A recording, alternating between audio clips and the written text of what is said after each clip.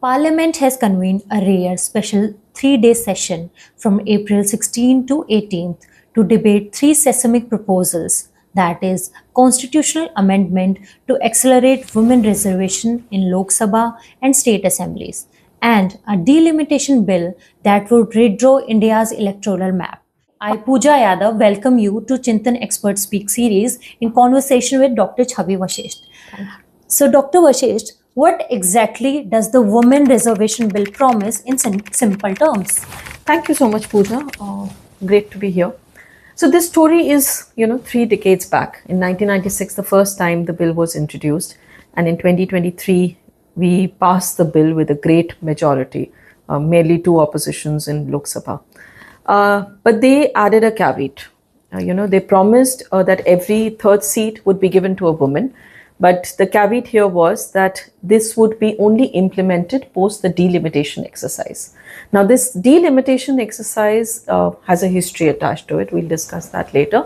But in principal terms, it has delayed the commencement of or the implementation of this bill.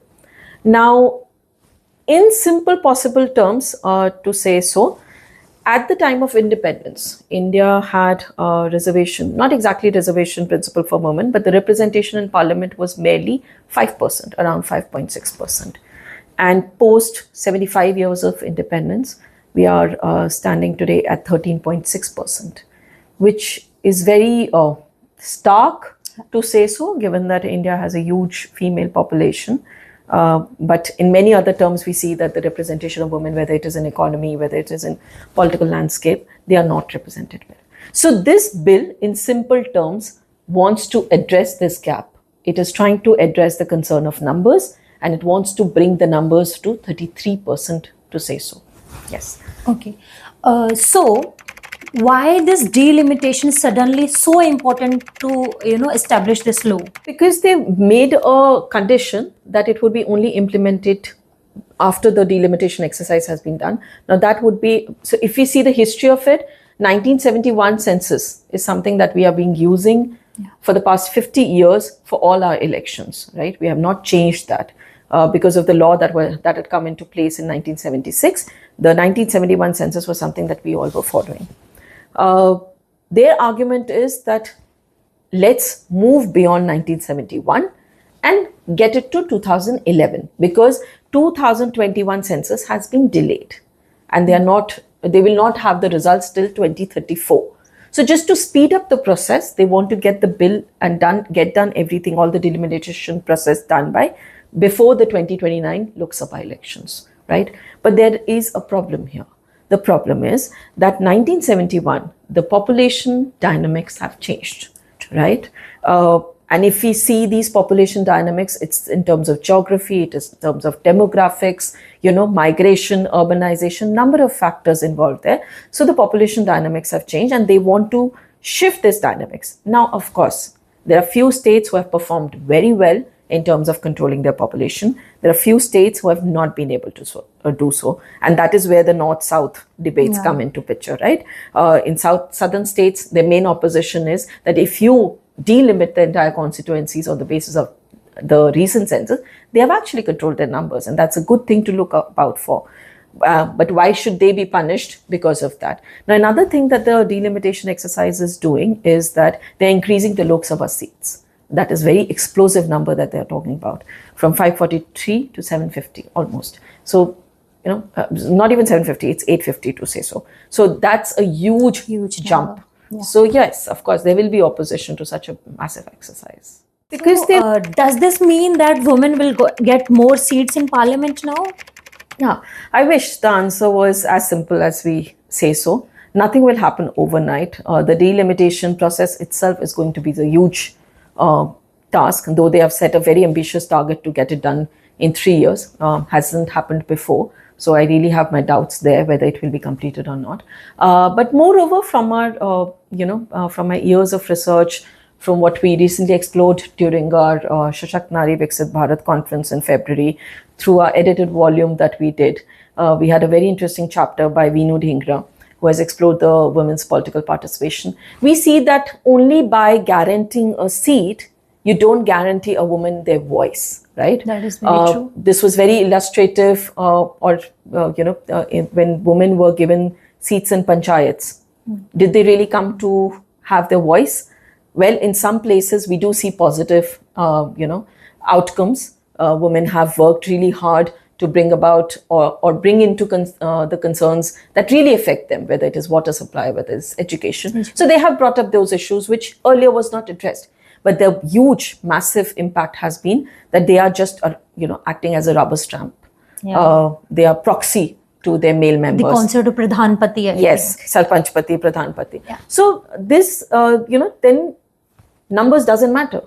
We do have the numbers now, but we don't have the voice. Yeah. So yes, this is going to get, it would be a massive change in terms of numbers from directly 13.6% to 33%, but this would be a material change. Until unless we do have these structural changes within our society, these numbers would not give us the desired results.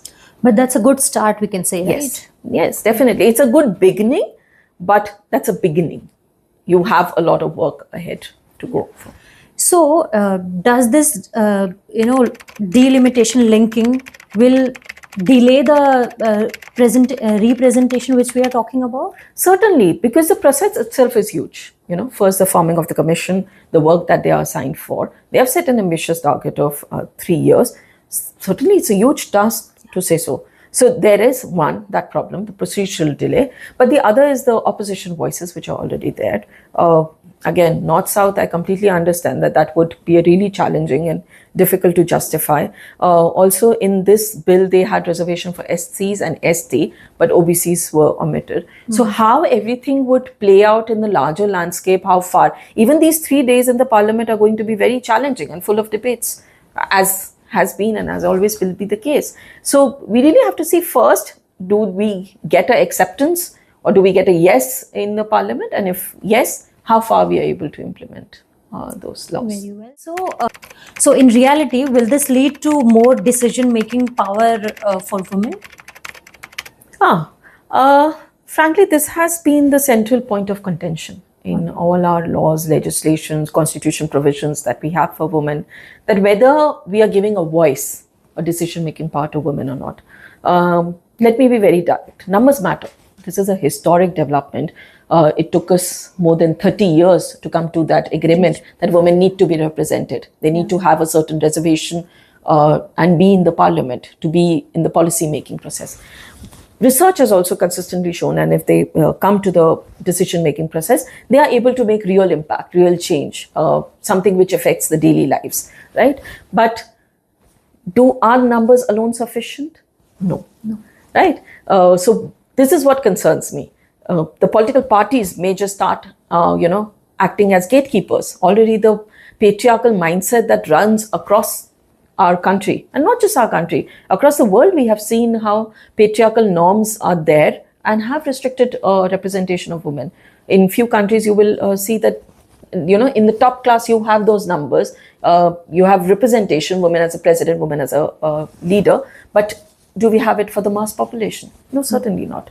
We don't have it. So, yes, it's a huge development. It's a milestone, but we also know that there are roadblocks. So, if anything has to be successful, it has to be a simultaneously work of many factors. One, getting the numbers, yes, but also a structural change is required in society where women are provided with, infrastructure, very basic infrastructure. I'm talking about childcare systems, toilet, financial independence. All these systems will, bring together a power within women to make their own decisions, being financially independent, being, parties not funding them on the basis of which seat is more valuable vis-a-vis others. Kahin pata chale, they put them in a seat which is not even valuable.